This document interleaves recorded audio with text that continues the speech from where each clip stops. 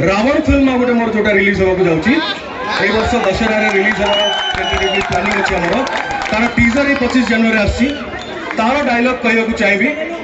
आशा करुच्ची आपण मान भल लगे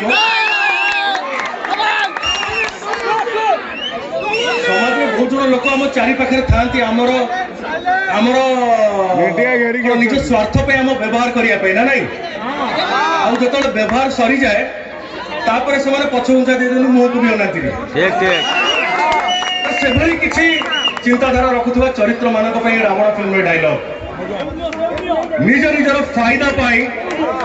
तमें मैंने मत आज नायक रु खलनायक बनईच निज निजर फायदा पाई तमें मैंने मत आज नायक रु खलनायक बनईच हेले गोटे पाउंस तलर निया मो भितर भी कोलुची देवदेव महादेव मु फेरी मत बदनाम कर चरित्र मानक सह पुराना सबू हिसाब किताब करने रावण थैंक यू धन्यवाद।